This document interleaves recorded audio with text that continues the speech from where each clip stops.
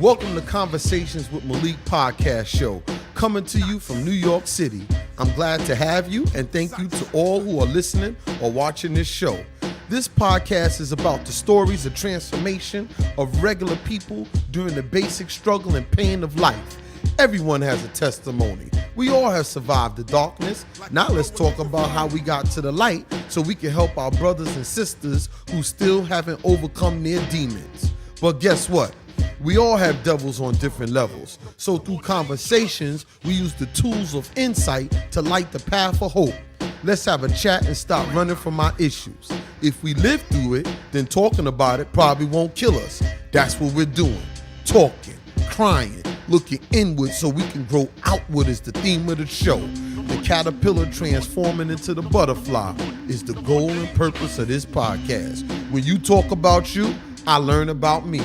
Iron sharpens iron, steel sharpens steel, so we can cut through the fog of despair into the hope of today.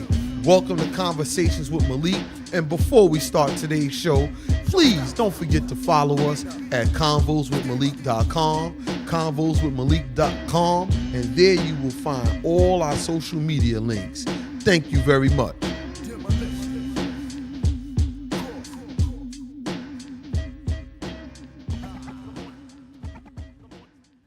What's up? Conversations with Malik podcast show. I just want to say that Malik is not here today. We have a special guest, but he's not here today. Malik is just resting. He had his tooth pulled. So, sometimes it be like that. But, we try to keep this envelope. We try to still keep pushing this envelope. You know what I'm saying? So we want to make sure, regardless of the fact, we keep the show going. And before I even begin, I want to say it's not really hard to find us. Instagram, Conversations with Malik, Con W with Malik is Instagram, Facebook.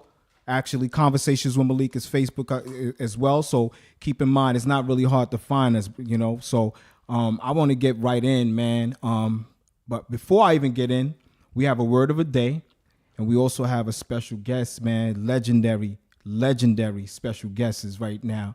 Our first special guest is Al Skratch from the legendary group Ill and Al Skratch. Give it up. Yeah. What's good, family? And we got our next special guest, Blahzay Blahzay, of course, from the 90s era as well. He had the hit single Danger. Let's give it up.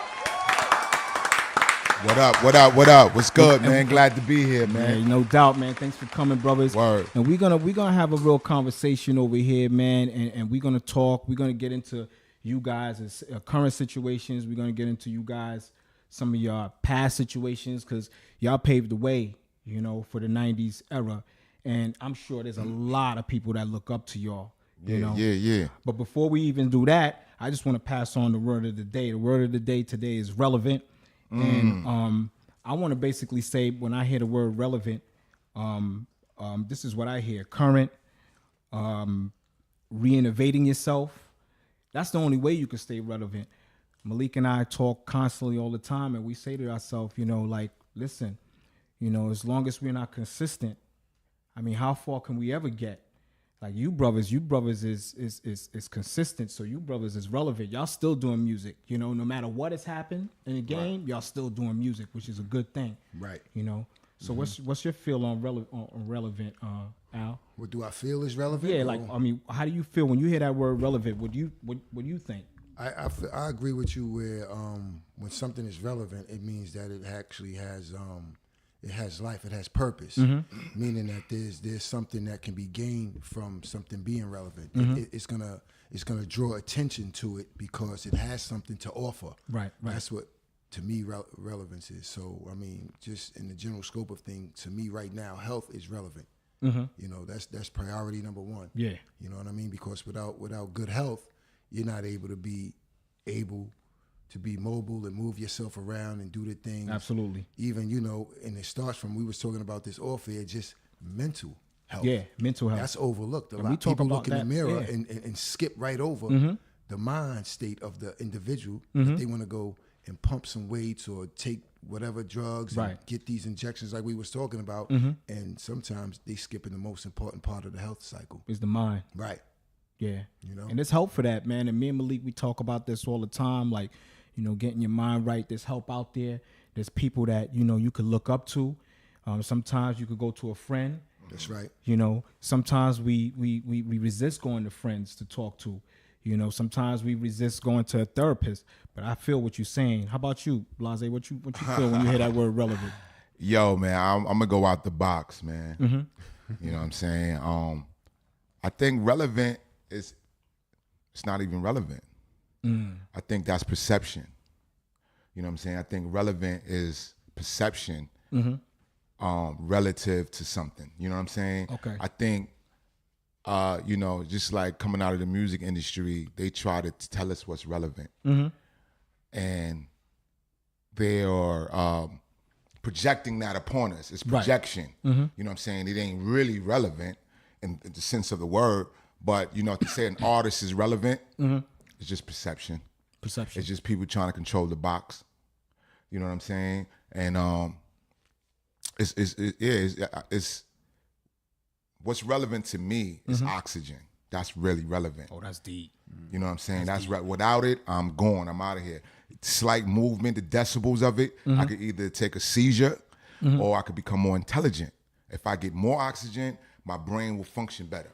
My body will function better. If I get less oxygen, I can take a seizure, heart attack, stroke. You know what I'm saying? So that's really, in the sense of the word, that's relevant. Being everything else relevant to a system is all perception. Right. It's all perception. You know what I'm saying? They controlling the box and saying that this, you know, you have to do this to be relevant. You know what I'm saying? Actuality, you know me, I'll chill out of the game for a minute. Yeah, yeah. You know what I'm saying? And then he had a sense to come back. You know, we had a sense to come back and be like, yo, let's put these projects out. You know what I'm saying? And somebody would say like, yo, y'all not relevant. You can't do it at this point. But, you know, we had the audacity to say, yo, we can. Right. We are. We are relevant. So it's just like, it's perception. Right, right. You know what I'm saying? And that's how I look at the word relevant. And I see exactly what you're saying. Like, you know, sometimes you guys are legendary, man. I mean, I'm a fan. Right. You know, I remember I was pumping Danger on a cassette. Ill and Out Skratch stuff, you know, I had cassettes. You know, that's what's back because I came from that era. Right. You know, and to see that you brothers, because when Al pulled up, I didn't even recognize him. You know, and we was talking off camera. I was like, you know, I mean, since we talking about health, you know, that's what also keeps us relevant too. When I saw Al, I was like, I'm looking at how he looked. Not saying that he looked he looked totally different. I mean, he actually looked younger than the way he looked back then in the early 90s with, you know, Where's My Homiez and I'll Take Her, you know. He looked like he lost some weight, but it's the face. It just he just looked like he's refreshed. He's refreshed. He said either they got somebody to play you or he said you were sickly. I said neither or, brother. And you know what? And I didn't even mean in the sickly way, because I mean that's some of our perceptions. Sometimes we think when somebody looked thin or different, they probably suffered some kind of health issue. Yeah, that's what I'm saying. It's just like, it's just relevant. Like, what is really relevant? Right, exactly. Relevant is, you know, that's why people want to control our perception. Because once you control the perception, your subconscious, you're controlling reality. Right, right. And then you're making them say, oh, this is relevant to you when it's really actually not. You could take that mind and make it go anywhere at that point. Right. You know what I'm saying? Yeah, you're saying something is relevant to you, but it's not relevant to you. And even with you, Blahz, I mean, you walked in here. I barely was able to recognize you. I mean, if you look, guys, because I don't know. I'm black. It was dark outside, man. I'm black, man. But like, you know, I followed your movement. You know what I'm saying? Doubt. And I knew how you used to look. You know, and I'm sure you probably go on YouTube every now and then and look at your past stuff. You know, you might be your worst critic as well. It's motivational. It's very motivational, because if you look at yourself now and you look at yourself back then, you'd be like, wow, you know what I'm saying? And that's what we're dealing with right now in today's society is people with health issues that's not really looking in the mirror and taking heed to some of the stuff. This is where we were talking about where sometimes people need mental health. Right. You know, and the mind got to be right. you know, and that moves me to even think about, you know, even with you guys' career, you know, how did y'all career get started? You know, how did you? I'm gonna throw that at you first. Yo, I mean, how I got started. Yo, I mean, I don't know if there was like a start button. You know what I'm saying? I was in the studio since I was like 12 years old, man. Okay. In the studio, saving my little chips. Going to 12 Studios with Paul C. Wow, 12. Right. Long yeah. Island City. You know, 12, Long Island 12, City was in, I think 12 was in Long Island City, right? No, it was right off Jamaica Avenue. Okay. Oh, 12. That was in the music building. Right. 12. Yeah. Okay, because when I used to record years ago, you know what I'm saying, I used to record over there next door to Jam Master Jay. Cool T was in there. Right, yeah. Crush Master. Yeah. JMJ had a studio next door. Word. Yeah. So, you know, some of the greats came out of there, man. Onyx. Right. A couple people came out of there. Granddaddy IU. We had him on the show as well. Word. A few people.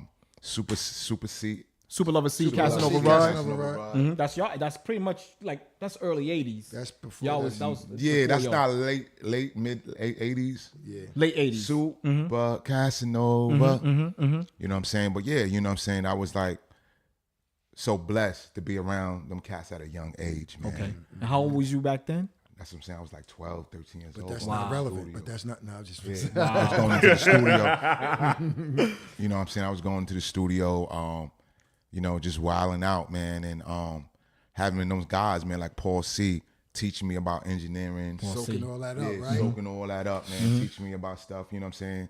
And, you know, I'm like, yo, this dude is the producer and engineer to Rakim, the greatest rapper. Yeah, Paul and C. He's sitting there teaching me stuff on the other end. Like, yo, man, I like your voice, yo. You could do it, man. Stay in there, man. Yeah. Hang in there, yo.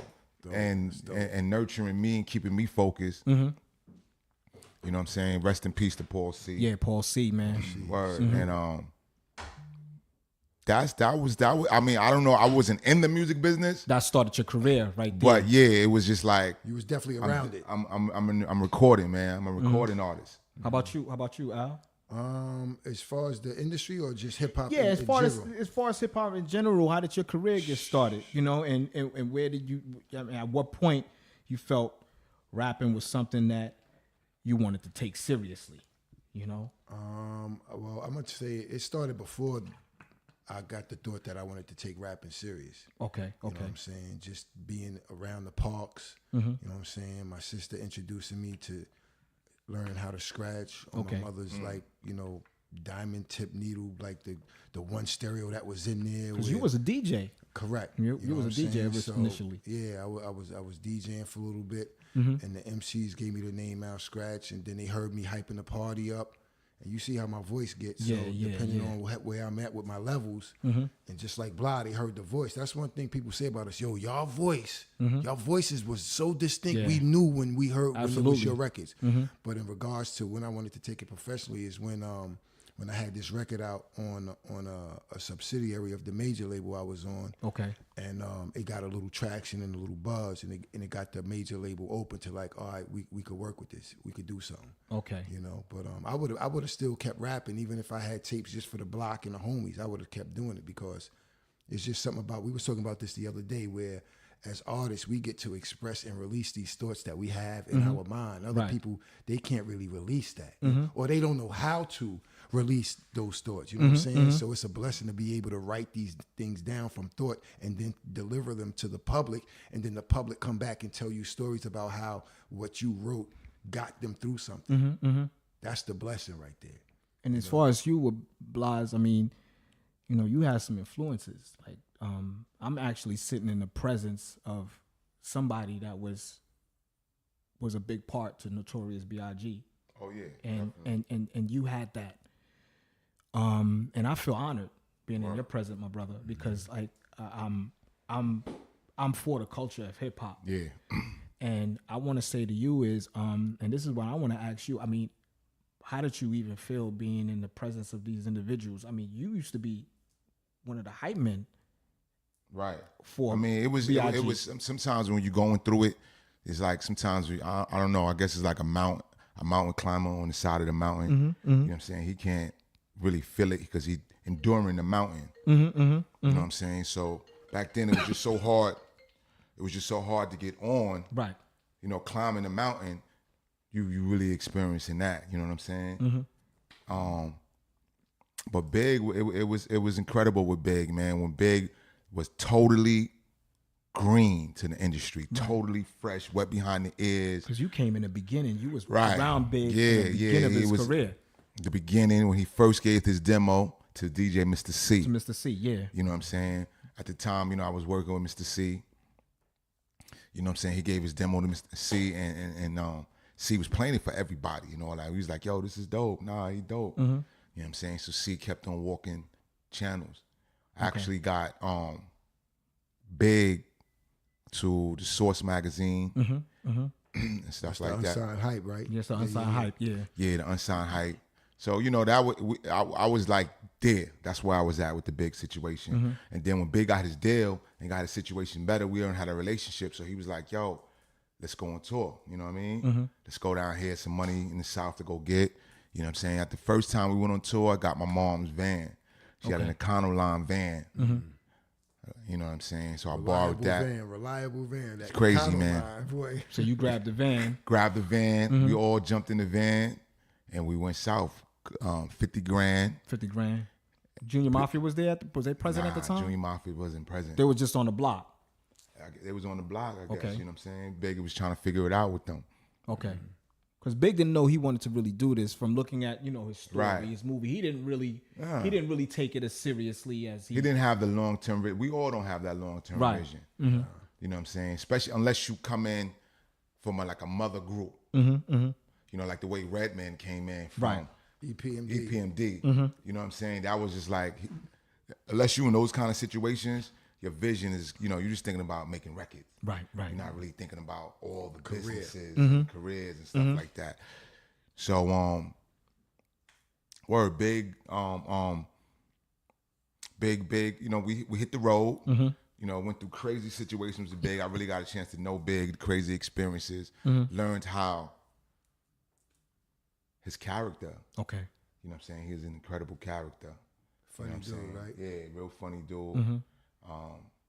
Always crack jokes all the time. Always crack jokes, real humble. You know what I'm saying? And it was kind of like when you met him, it's kind of like, yo, nah, man, this industry ain't for you. You know what I'm saying? You know what I'm saying? You didn't really see the alignment unless you heard his music. Okay. Correct. You know what I'm saying? If you didn't hear his music, you know, you'd be thinking something different. But you know, he put it together. It's amazing. I think that's one of the biggest stories in American history. Yeah. I mean, for you, Blahzay, man, like I said, there's certain things that, you know, I do my homework, and there's certain things that people, you know, stuff like this stand the test of time. Yeah. You know, for you to tell that story is important because people need to understand that you played a major part. And also with you, Al, this is something that I wanted to ask you too. You was in the presence of Michael Jackson. I don't know if you was recording with him at the time. No, I wasn't but yo, in the presence. that was a political song. Yes, And, it was. And I, knowing the kind of group Ill and Out Skratch was, that song had to fit you 100% because it was a political song. Right. You know, and you could tell the listeners right now what song it was because people don't understand that you probably was not in the presence, but being honored to be on the same record of Michael Jackson, Right. you gotta feel something. How did that make you feel? I mean, that made you feel, it was incredible because, you know, growing up, we all loved Mike. Everybody wanted to spin, and you know what I'm saying? I mean, I didn't get the jackets and all like that, but moonwalking is something that we did just in hip hop, but being selected, being thought of to be a part of the remix, even though Mike wasn't in the room when we recorded the vocals, I'm pretty sure that, you know, when the producer submitted it to the label, they probably had tons of other rappers who, you know what I'm saying, submitted stuff. And to be selected to be on that particular song where Mike was actually beginning to get into his political realm of, you know, consciousness and trying to wake people up through the music, that was a blessing. And to those who don't know what song, please let them know. They don't really care about us. Big song. You It's know? a huge song. They don't really care about us. He did that song in Brazil, the video in Brazil, actually, because Brazil is in South America, and that's where the largest population of Africans were actually dropped off, more than here in America. And I've been to Brazil, and the poverty over there, the racism over there, it's incredible that, to see what's still happening over there. Do you feel that's why he decided to do the song over there? Most definitely. Most definitely. There's a story behind to where he actually picked particular scenes in that video. Okay. If it runs through my mind now, forget it, but there's a message behind why he chose these particular scenes. But I mean, just doing the song, I wish we could have. I had so much to say on it, but it's a Mike J song, so you only gonna get but so much. You only gonna get but so much bars. But because it was a song where it was like you connected to it, because they don't really care about us. Hip hop, we've been feeling that way. Right. You know what I'm saying? They don't really care about us, but it was kind of like, all right, guys, keep it right there. You hit it right on the point and then get out. So, Gotcha. But it was still a blessing, Yeah. To have that CD. I don't even know if people know if that CD Oh exists, yeah, well, that stuff. I mean, true fans do know. And one thing about you guys is, and I'm gonna talk to you too, Blahz, because you also have some influences too with Gangstar. You was part of that whole era, Right. And Guru was a phenomenal, rest in peace, rest his soul. But he was a phenomenal person. And he tried different things, the jazz. He tried a whole bunch of things. How did you feel, even working with people like Guru? Yo, I think Guru is like one of the best rappers ever. You know what I'm saying? I just think he's not getting his credit due to him. Right. But I seen him work tremendously hard, man. And it's amazing because just the work and the albums he put out, he doesn't get the recognition. But Guru, it was amazing because he was like, I never thought that, at that time I was like, yo, you too old. I was saying to him, like, you too old to rap. Because he was like, we was all like 20 something and he was like 40. Yeah. He was up there in age back Yeah, then. and it was just like, it was amazing. I was like, yo, how do you do that? And you know what I'm saying? And look at myself, I'm doing the same thing. He looked good though. Yeah. You know what I'm saying? He kept his. Yeah, so you know what I'm saying? That was like amazing that he was opening the door. You know what I mean? Sometimes we have these experiences and we going through struggle, but we don't know it's groundbreaking. Right. We trailblazing. And I think that's what he was doing. He was trailblazing and going back to that word relevant. I think that's what kept him going because he had certain things that he kept relevant. Absolutely, yeah. Not the popular relevance. Right. You know what I'm saying? He had his own Lane. his own lane, his own value, his own principalities that kept him stronger than anything. You know what I mean? I think I seen this movie, this film, this National Geographic of alligator. Okay. That was like 200 years old, and it only come up like every 40 years. And it came up, and it just came up, and it was just like so unaffected by whatever was going on. Right. So kind of like let you know the strength of how the alligator preserved itself by, wars and stuff happen. They ain't bother him. It ain't bother him. So many things happen on top of the land. It didn't bother that. It didn't bother him. And I think that's really what preserves you. You know what I'm saying? By stop making everything so relevant. Right. You know what I'm saying? Yeah. And sticking to your guns and what you about in your purse. He said health, kind of being internal instead of external. Important fact, yeah. You know what I mean? Important. It's definitely important what you said, internal instead of external. Yeah. And Guru, he did a lot for this culture. Yeah. He definitely did a lot. And I wanna move right along into like even with you guys. You guys were label mates. That's right. How did it feel being signed? I'm gonna shoot that question to you, Al. How did it feel being signed to a major? Because at that time, I don't know, I'm sure the money wasn't like it was right now. Definitely not. And from doing my research, you was discovered, the group itself was put together. Was it first, because you from Harlem. Right. I was born in Brooklyn, but I was uptown in Harlem, yeah. Right. And it was from Brooklyn? It was from Brooklyn. Right. And back then, you ain't see no Harlem and Brooklyn cats connecting with each other. Right. Because Harlem was about, getting money. And looking fly. Brooklyn was about, snatching it, and Blahzay could touch on that. I mean, Brooklyn was about, you know, just snatching it. Right. So tell me how you guys got together, you know, because that had to be so awkward. It was it wasn't awkward. It was just an odd combination in regards to, I guess, the industry. You know what I'm saying? Because it was like, yo, these two boroughs is like, not that we was warring, but it was kind of like, nah, they don't do. Usually cliques and crews are from the same neighborhood, or at least within the same borough. But yeah, the group was put together. Even though me and Ill, we knew each other, we were working in the same studio and had the same producer, LG, the LG Experience. But I was in another group at the time and had a deal with the label. Okay. And you know, unfortunately, you know, something within the group happened to where the group couldn't, you know, still remain. But me and Ill I did a demo with Ill.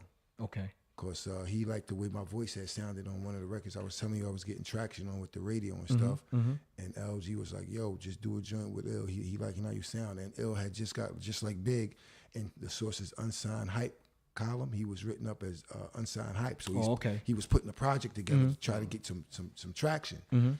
So anyway, whatever happened with my group, the label was like, "Yo, damn, what we gonna do, man? You know what? Boom, boom, boom." LG or the other producer played the demo with Ill for the label. The label was like, "Yo, they sound together. You think maybe they might wanna, you know?" And LG kicked it to me, and me and Ill was already, you know, we was cool, we was tight. It wasn't like we was like, "Nah, I don't know him like that." We was vibing, listening to each other. Back then, everybody listened to each other's music too. That was the thing too. It was kind of like, "Yo, what you working on?" They was really listening back check then. this shit out. Look what I'm working on. Can we curse here? I'm sorry. Yeah. Okay. Go ahead. You know what I'm saying? So anyway, we was like, "All right, bet." And the label was like, "Yo, you think they could do a remix to this joint?" And the remix was where My Homiez. So you guys, so basically there was a deal on the table already. You were signed already. The deal was. You was already signed to Mercury. Correct. Okay. So now I was signed to, what was that label before we was on Mercury? You know, like we was talking, they put you out on a subsidiary to see how well you do. it was Fader. Fader label. That was on Fader label, but Mercury owned it. You know what I'm saying? The label owned it. So, but once me and Ill did what we did, and it was like a hot. So then the label was, "All right, come on here, come on to the major." It was IAS Entertainment at the time, right? Was that? No, that was later. That was later on. The other group was another partner I had. It was the Al and Ted Experience. It was the Al and Ted Experience, and we had a song called "Boom This in Your Vehicle," where we had sample Q-tips, boom it in your boom it in your booming in. See, now I'm giving people some history. They're gonna go back. I remember that research, song, and then they're gonna be like, "Oh, okay." So you was part of that group. That's right. That was before Ill and Al Skratch. Ill and Al Skratch, right? Okay. And the deal was with the production, because back then I had a production deal, and the production deal went to the label, and the label was like, "Okay, this group sounds dope. Let's test them out." Was it It was, I think, Easy Mo B's brother discovered you guys. Well, he didn't discover us. He was one of the producers that the production team had in the studio. You see what I'm saying? Okay. Tony Prendat was the actual studio guy, the engineer. You know what I'm saying? He had some connections with major labels because he used to work at some major labels. Okay. So I was on his production company. You know what I'm saying? So we had access to the studio. You know, Soundtracks was the studio we was working out at the time, and you know, when you're able to just work and take your time and not rush, you can create something that's gonna have some type of real connection and feel to it. It's not like you just slapping something together because you're under the pressure of this has got to get done. Okay. You know what I'm saying? But LG was one of many producers that was under that production company. He actually did the production he did I'll Take Her. He did the whole album. He did the entire album. He did the whole Creep Wit Me album, right? Okay. Okay. The whole album. Okay. So at that time, you guys signed on a major. How did you feel they was pushing you guys as a group? How did you feel like? Did you feel like the label could have did better with y'all project? Because I mean, you guys had 2 records that charted, Right. you know. Right. In your opinion, thinking about things now, how things went, did you feel like it should have been better? And I'm gonna ask the same question to Blahzay too, because your record, Danger, was a club record. Once that song came on in the clubs, it was just crazy, you know. So I like to ask you first, Blahzay, how did you feel Mercury? because you was also on Faded too, right? How did you feel that they was pushing your project at the time? Nah, I feel like it was you know, I was like every day was a complaint. You know, it was definitely a problematic situation. I felt that a lot more could have been done. Okay. You know, that's what built to a lot of frustration.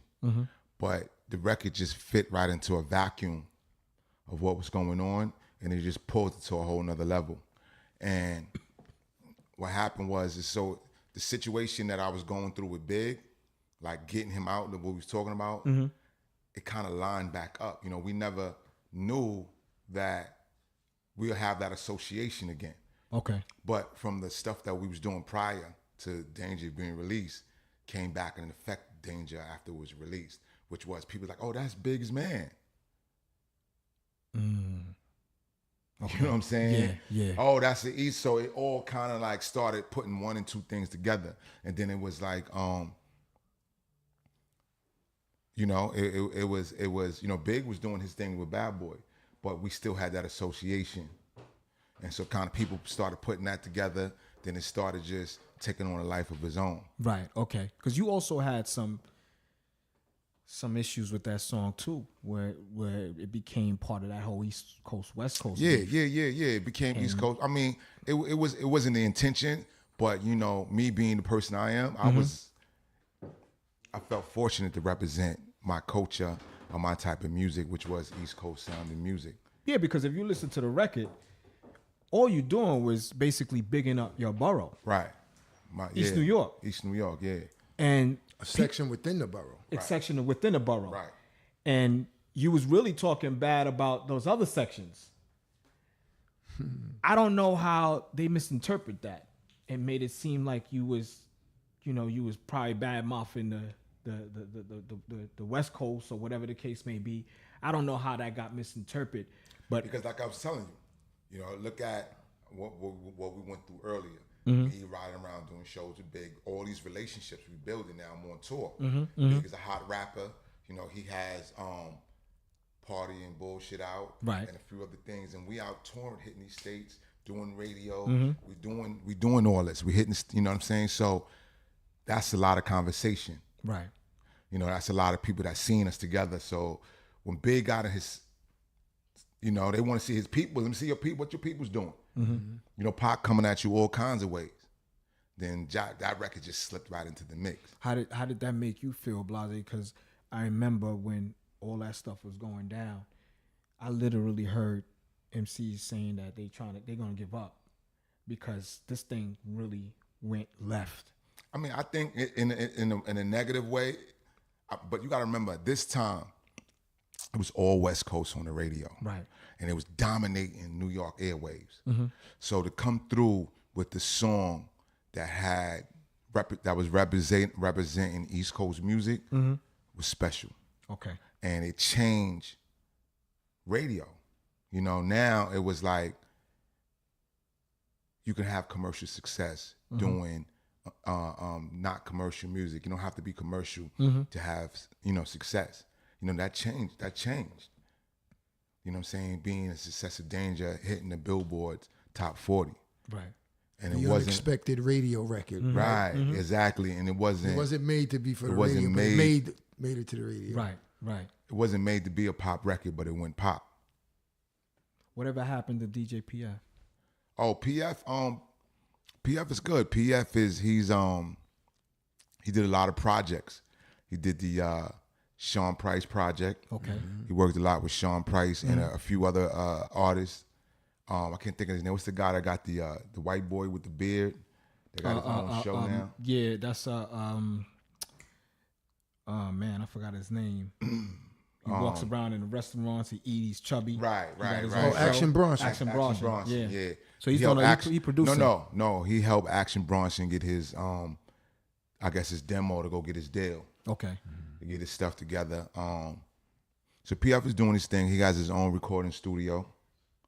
You know what I'm saying, that he work out of. And you know, he's just doing him. How about Ill?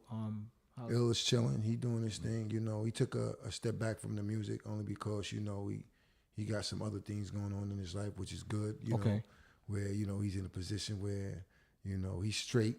Mm-hmm. But this music thing, even though me and Blah got this commitment, it demands a lot. Like my man was out till 4 this morning or something, right? And it's kind of like it's a continuous Had to thing. go to PTA meetings with the kids. You know what I'm saying? So You know what I mean? it's demanding, but Wow. it takes a lot. It's just like, I don't know if y'all heard my phone call earlier. I Yeah. got to check in, and then That's after this, wifey. I got to do. So this is time consuming, but Yeah. we really love it. We love the culture, and we love what we about to present to the people. I know you're gonna get to that. I'm kind of jumping the gun, but just to answer your question, he's doing good. Those brothers is doing good, but we really want to take the torch and the lead. From what we spawned back then while we was doing joints with them and take Right. it to that next level. How do you guys feel? And I'm gonna throw this question at you, Blahzay. I mean, you guys are part of the golden era, man. Right. And I don't know if you're a modest type of person. I mean, I'm telling you this because I grew up listening to your music, the both of you guys. How do you feel even being part of that golden era? And do you feel that there will ever be a golden era again? Because that's an important question I gotta ask you, because y'all came from that Hell time. yeah. I mean, I feel that's what we involved in right now. And I feel that's what's going on right now. I feel fortunate to be a part of this new golden era. And I think that's what's going on. But the past golden era in the mid-90s and all that, yo, man, I mean, it's a privilege to be a part of that. It's like a club, man. You know what I'm saying? The camaraderie that we have, you know what I'm saying? And just to survive all that, you know what I'm saying, is amazing. Right. You know what I'm saying? And it's like, I think we are really survivors. You know what I'm saying? Because there's so many artists and so many musicians that did not survive that era. Absolutely. And that was an era outside of just the music being great and retarded and crazy. What was going on with the business people behind the scenes was the technology of changing the industry. That's the catalyst of what you see today. That's what was going on. That's the problems he was having in these back rooms. That they was, you know what I'm saying, they had their agenda that we had to deal with. You had some stuff to say just now. Do you agree, Al? Yeah, I mean, we was just talking off air when you was talking about how you can't even play certain music because, you know what I'm saying? That's like, what? How the music is made for the public. Right. This is public airways. Why Well, can't you know what I'm saying? I mean, I came from, I worked at ASCAP. I worked at EMI, North America. I also worked at Koch Entertainment, which is E1. My area of expertise is music publishing and royalties, performing rights. At one point, I didn't get it. Things change. Now, these powers that be want to make sure that not only that the writers and publishers receive their residuals, because this is a job, you can't just be sitting here playing music. And I understand that, you have to be licensed to be able to obtain a license to be able to play this music and things of that nature. What you mean? For instance, let's say, for instance, this podcast show. We have play, to, yeah, okay. right. We literally have to find something that's in the public domain to be able to kind of play it around our conversation. When our engineer actually put this stuff together, Kareem, there's a melody, and it pauses because it needs to hear our guests. But I'm sure that some of our guests, because we brought in artists as well, they probably trying to realize, why their music is being played. It's only because now they're really monitoring that stuff a lot much more to make sure that you guys get paid, which is a good thing. I don't think that's the motivation. I think they're making sure that they get paid. Well, You know what I'm saying? I think, yeah, absolutely. it's the same mindset of what's going on with everything else. You know what I mean? They're watching out for their own pockets. And they're controlling perception and controlling reality by making it seem like they're really doing it for us. You know what I'm saying? They wouldn't. That's not the case, man. Well, that's where you guys as artists, and there's so many different artists that started their own companies. Right. They did it for a reason, and they only utilize those majors as departments to be the machine to kind of service that record. Right. Yeah, but everything is about publishing. Everything is about publishing And rights and all that. Exactly. You know what I mean? And it's funny too, because it's like that's what's going on now with the artists. You know, back in the days, you used to have Michael Jackson, right? He make music. All the energy goes to Michael Jackson. You know, whatever. Even if he left Arista, he's taking all the energy with him. Okay, yeah. Because that's how big of a star That's he a is. big, he's He's a huge. big of a star. It's not Arista. So what they did was companies said, yo, we're going to stop that. We're going to bring it to the label now. Now Arista, so you're going to be an artist. It's going to be a 360 deal. You're going to come. You can go. You know what I'm saying? You're not taking nothing. You matter of fact, we're going to keep like a chain of artists just coming through. So it's not going to be never about this one artist. It's never going to be about an artist. You know what I'm saying? It's going to be about Arista. Okay, yeah. It's going to be about the label. You know, that's why you have so many artists too that's just based on budget. Like the music is just about trending. So when it's trending, it's no real relationship with the people. You know what I'm saying? It's just something that's hot at the time. So as the budget leaves, the record is not hot no more and you never really hear a record again. You know, that's what happens. So the artist is gone, new artists come in. So are you saying that you feel some of these artists get lucky? I don't think it's luck. I think it's science. It can be science. There's a science to everything. Yeah. Keep in mind it's science. It's a trend. They following the trend. Right. They following the trend. But it's different from me having an artist and I have the talent to be in the right frequency, in the right groove, like some of the greats have, where I can do music that's very attractive because I can sing real well, or I know how to entertain. You got the whole package. What don't you like right now, Al? What don't you like about the music industry right now? Is there anything that you don't like? The business aspect, the artist that's out right now. What don't you like? You guys are coming from the 90s and y'all paved the way for some of the artists that's out today. What don't you like about the industry right now? What bothers you?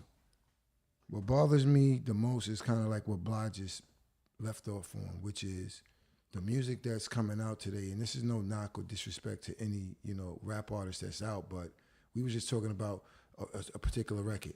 And we was like, oh, the record and we was like, well, what's the name of the artist? We couldn't even remember who the artist was, but it was a big record. Only because, like he said, that connectivity, it was only hot for that current moment. Then it was like, it's over. It was like there was no real soul. It was like you got fed an empty bowl of soup. It was just water, though.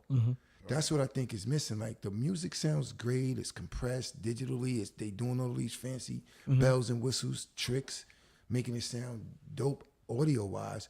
But it's like, I heard somebody saying, I think it was Iveen, the music is being made at such a fast pace that it really can't be that great of a song or an album because there's no time really invested into it. I agree. When it's actually a song is called, we call it songs, we call it records. But what it's technically called, and you notice, it's a composition. It's a composition. It's a composition. Yeah. A composition is made up of different pieces that are put together, and when they align perfectly, it's going to stand the test of time. I agree. That's what I feel is missing. Because as a DJ, I want to be able to say, I'm gonna play this joint, and this is gonna be the joint that it's gonna touch somebody in a way. You know what I'm saying? It was meaningful when you guys was doing it back then. Right. You had a meeting. There was a meaning. I'll take her. There was a meaning behind that. Do you feel like that's missing? I'm pretty sure these guys have meanings in their lyrics and their songs, but it's not something where it's like it may not be as crafty. Meaning, like, as a writer, that there's a thought process that goes into this. There's not just a beat playing and I'm freestyling going red room, black thing. It's not a fun thing. It's more like, as a writer, you take that serious and you go, this is the topic. This is going to be the hook. Let me write to this hook. Let me. And if I have fun with a style, because I actually get melodic, but let me stay focused into this theme of what the song is about, so that it'll have a deeper meaning and a connection with somebody who might be going through something where, yo, don't lose your girl, dog. Because if you don't want her, the next dude is going to take her. You know what I'm saying? So correct me if I'm wrong. You guys just feel like they was more hungry back then versus now. Is that I feel that the industry is being manipulated now. And it's hidden hands that's controlling it. It's not just artists. I feel artists they're talented. They have the capabilities of being just as talented, but the industry is being manipulated. Gotcha. You know what I'm saying? And the manipulation starts with, like I was just saying earlier, it starts with draining the talent from the artist and really putting the focus on the label. It's the machine. It's not the what's going through it. It's just the machine. Right. It's kind of like a stock.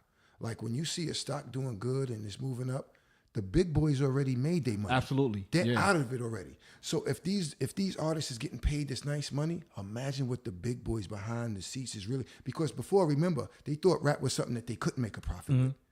Then they realized, oh shit, there's profit to it. Right. Now it's like, now it's like, oh snap, like this is a multi-billion-dollar industry. Okay. So if they, all right, here's a couple of millions, but guess what they're making? They're making tons of money. You know what I'm saying? That's what he said, the 360 deal. Oh, that's a T-shirt, but guess what? We own it. So the independent That's your merch over there. We own it. Oh, you got an acting gig, or for the fact that this record was hot and we made you hot, we own your acting right residuals from SAG. So the independent route is 100% for you guys. I think entrepreneurship that's what, I mean, it is. I mean, right now things have evolved. Things are different.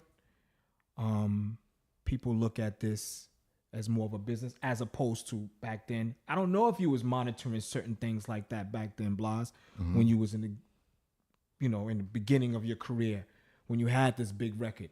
I don't know if you pay attention to that. Al, I don't know if you and Ill paid attention to some of that stuff, music publishing, performing rights and stuff like that. I did. I was, when you hot, they come to you and offer you these publishing deals. Okay. I remember my team going, yo, come on. Everybody.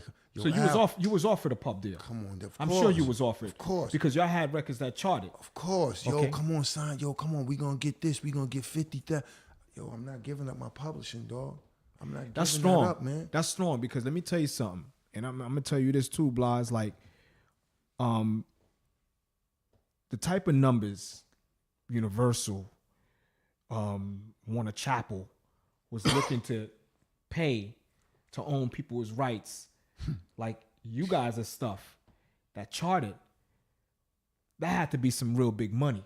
Back then, they tried to make it seem like it was big money, but guess what? If you got knowledge, you know that ain't no big money. Because that publishing follows you. Right. Even today, like even Shantae, she did some extraordinary deals with Warner back then. They paid for her school, she did some crazy stuff. Because she knew at some point she's going to need this. So she ended up doing the deal where they had to actually, Warner Chappell had to pay for her master's degree, for her to fulfill her obligation with school. So she did a lot of those kind of deals. That was because she was so young though, right? I believe it had to do with her age. Yeah. At the same time, I think her mother had something to do with her career back then, and she became real savvy. A lot of the artists back then wasn't really thinking about a lot of that stuff. Not at all. And for you to say that you denied a pub deal back then, how did Ill even feel about that? Because I've even heard in the past, like, duos broke up because of circumstances. Ill was with me. Ill was with me. See, that's what I'm saying. So he didn't do it. And he could have did. See, the thing is, if we a group, he could do a publishing deal separately. Right. He could do it separate. He could sell his share of his it. share of it. We you know what I'm saying? So, I mean, but other people who was involved with the composition, they got publishing deals and they got a nice check, and they had to but they had to come up with compositions for 10 years. Right. And give it to somebody else. Meanwhile, they're owning 50% of your. 50%, yeah. I'm cool. I'm good. The money to me, I'll take my chances. And in the future, when things happen, I know I still have money in the bank. So I'm still getting royalty checks. You have to be getting royalty before Where My Homiez, because it was picked up by a movie and I own the rights to it. Okay. You know what I'm saying? So when you know the business before you actually get on a major label and you understand that, you already know, like, that's shortchange though you throwing me. I appreciate the fact that it was more like, yo, but you gonna get this big chunk. Right. But that's not really gonna do for nothing for me in the long term. Because if something gets picked up with this song and somebody else already owns a piece of which I'm already sharing with everybody else, what's that gonna leave me? Exactly. You know what I'm Exactly. saying? Yeah, I do feel what you're saying, man. And listen, man, this It was a could- struggle though, because they was more like, yo, come on, if we do it, because if you do it collectively, Right. it is a bigger chunk. But it was still like, nah, brothers, I'm good. How about you, Blahz? You didn't do any of them deals. Did you do any of them deals? That you own any of the rights to the songs? Yeah, definitely. Nah, we didn't do a publishing deal. Nah, that wasn't. I mean, definitely was a lot of stuff on the table. Opt out. Okay. You know, my thing was my stomach was just turning from, you know, my experience with the label. You know what I'm saying? So it was like I was sick, man. It was like, get me out of here. I think that probably had a Right. part to do with it Right. too. Yeah, you know what That I'm saying? uneasy feeling of the business was shady. See, y'all I'm picked not up- signing nothing else. Y'all picked up a lot of that stuff real quick. Some other artists, they didn't. It took them a while to pick up that, and some of them is not. They're not even prospering or even understanding. Yeah, I mean, stuff, yeah, man. definitely, man. I mean, some picked up, some was just like their principalities wasn't together, so they was just like, whatever, I'll do whatever. You know what I mean? And some people was like, nah, I ain't gonna do that. I'm good. Okay. You know what I mean? So it's like it's like a road, a fork in the road. You know what I'm saying? Which way you want to go? Right. So it's kind of like I always talk about this too. Like subconsciously, I knew I would be in this moment right here. You know what I'm saying? And it's just good to see here, man. Just good to see we here. Yeah, You know what I'm yeah. saying? Me, Al. You know what I'm saying? Brothers from the same tree. Right. What you know- guys got going on right now before we close the show? Talk to me what made you guys want to bring this thing together? Was it because y'all label mates? How did y'all, make this connection? It was a vibe, man. It was a vibrational thing, man. It was just like, yo, you know, it wasn't all the understanding of being label mates, of all the other kind of different stuff that we had parallel to each other. Wasn't really that much thought about, but it was just like, yo, you know what I'm saying? I mess with this dude. Okay. You know what I'm saying? And I know one thing about me was like, and as I got into deeper thoughts, I was like, yo, you know, Al got one of the dopest voices of the 90s. You know what I'm saying? The 90s was so much about voices. You know what I'm saying? You have like 100 different voices. Right. You know what I'm saying? That was successful. Like now, in comparison to now, you have like one or two different kind of Drake sounding voices. You know what I'm saying? And I was like, yo, that's where I want to be a part of, bringing voices back. Okay. You know what I'm saying? And the uniqueness of voices. I felt that had to be like part of my platform. So is this another duo, or you guys are? How you guys? Did you hear the music? I didn't hear the music yet. But I believe Dawn Michelle and big ups to Dawn Michelle as well for putting Big this up together. Dawn. Yeah. You know, I believe Dawn Michelle might have sent something, but I didn't hear any music yet. Yeah, I sent her a couple of things. You sent her some stuff. Yeah. She might have sent something to the email, and I'm gonna listen to some stuff. Yeah. It's a duel. You know what I'm saying? We tag teaming. You know what I'm saying? We're doing it crazy. It's a beautiful thing. This is gonna be like the hottest album. Okay. Any release date of its on that? time. No release date yet. No release date. See, that's what I'm saying. The time thing. Mm-hmm. That's Yeah, no release date yet, but it's just, the energy. it's definitely gonna be, you know what I'm saying, the hottest album out. The album is not done yet. You guys are still recording. Right. Correct. Still Okay. recording. Okay. All right. So no release date yet, but you guys are just basically bringing this stuff together. Bringing it all the Try to put out ingredients some new together. music. I heard. I saw a video. I think it's old. Brooklyn something. Well, I got a video right now with Young Dirty. There's a video with Young Dirty, Yeah. and I saw something. Young Dirty who? Because some people may not know. Young Dirty back. Well, yo, something special going on too right now, man. Yeah. You know what I'm saying? I had an opportunity to work with Young Dirty and his pops. Right. You know what I'm saying? So on the same record. Okay. On the same record. So that's what's I got going right now that I'm releasing overseas. So, you know, like kind of like when you get kind of hip to the game a little bit, you see how you can kind of break the mold of just trying to work with labels in Right. New York. And we can go overseas now and work deals out and put music out in Put another music out. world. Yeah. You know what I'm saying? And that's what I've done. I went overseas. I went to Germany and did a record deal in Germany. Okay. But you know, all the time too, I was putting out music all around the world, out in Thailand, out in Paris, and stuff like that. So I was seeing how these deals was going down in the artists. So I said, yo, let me step to some of their companies. Okay. You know what I'm saying? And was able to work out something with the German businessman.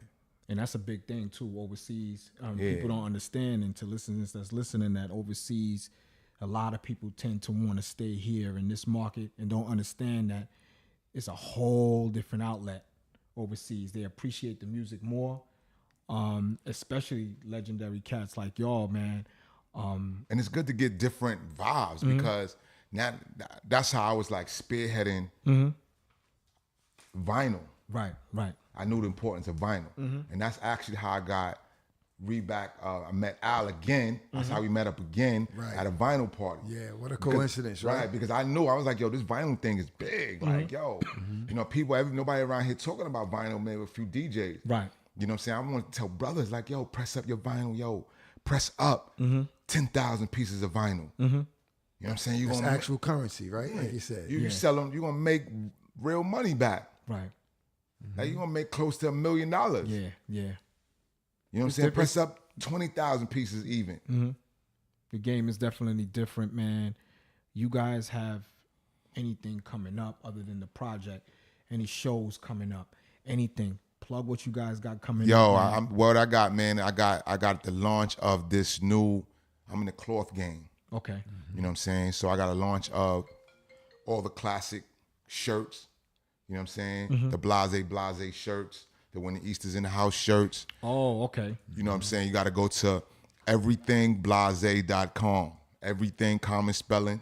Blahzay is BLAHZAY.com. Okay. You know, and just check out the catalog. You know, I'm sure you can find something you want. And we'll definitely put that up on the site as well. Word. We'll continue to kind of push the envelope, you know, for what you guys are doing.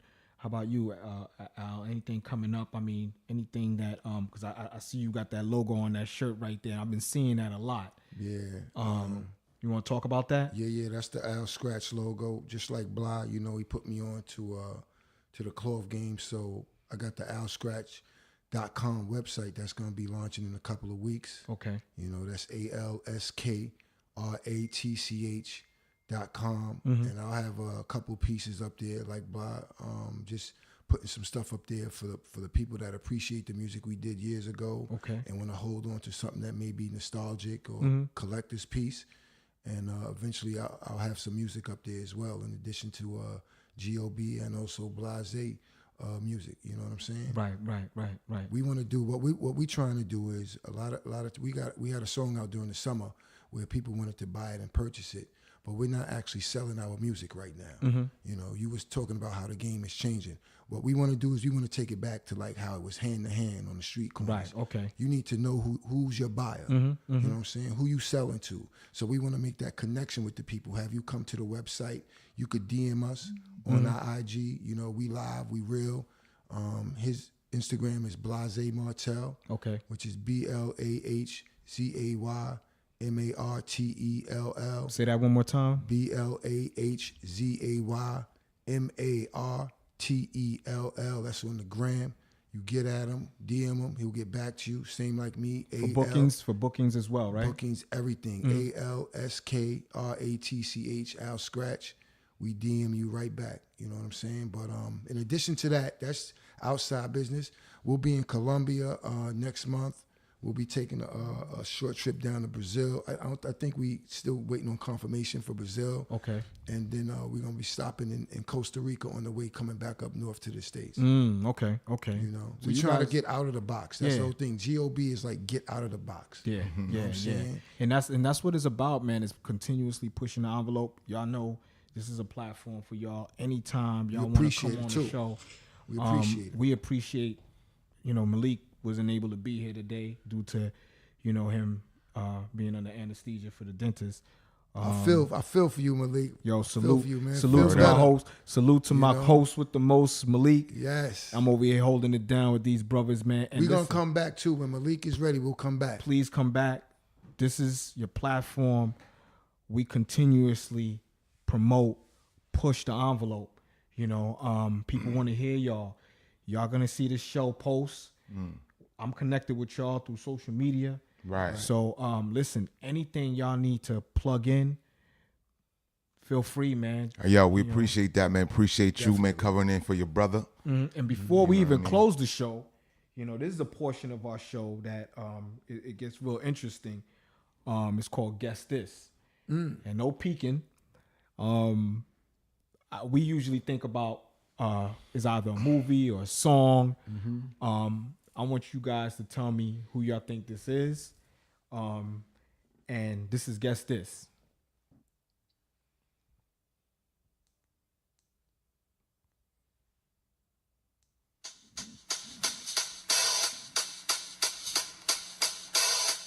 Once again, on the B-side is the most delightful sound of Diamond J and EZ. Yo, so funky, so funky. Yo, so small. I get retarded. 1, 2, 3, and add the Come four, on. and if it is crowded, Y'all gotta know this song. It's the 80s, though. It's the 80s. I like the old school, but I'm seeing the future like a gypsy. From here to the kitchen, spin around in a circle, not get dizzy, but get busy. The Brentwood Town shippings, gonna move your hip back. Get it there, huh? I remember the record Crazy, though. Seems like y'all remember it. Give me a clue. Give me a clue. Come on. Well, he just passed away. He recently passed away.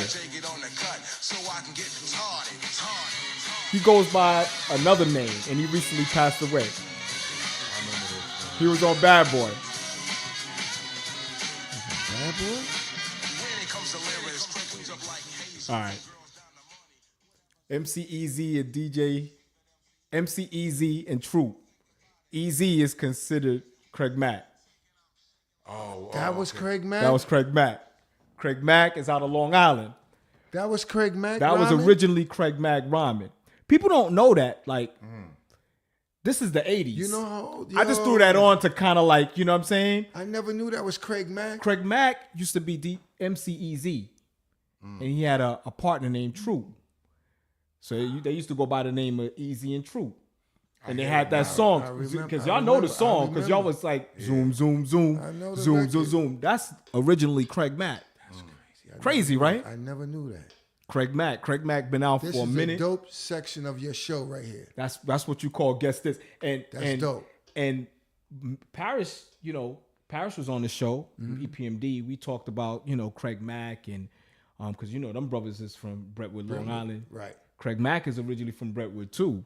So we sat here, them brothers knew Craig Mack when he did this song, and we sat here talking about it. So he was pretty familiar only because he came from Brentwood. Right.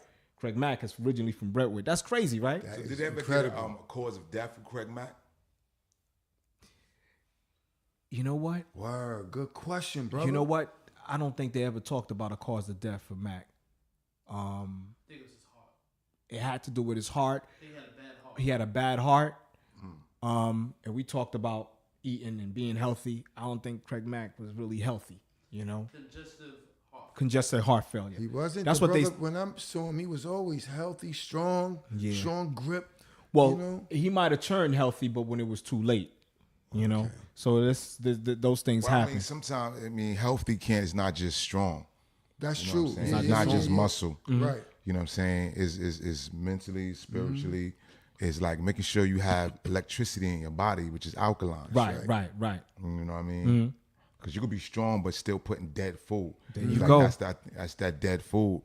There you know go. what I mean? Yeah. So See, I told you, my bro. We ain't even touch on that. We ain't even touch up, but Right. listen, That's that could how- be another show, man. Word. Because we're gonna conclude this show, man, and like you know, my host with the most always say, man, we love you, and ain't nothing you could do about it, man. Peace. peace. Peace.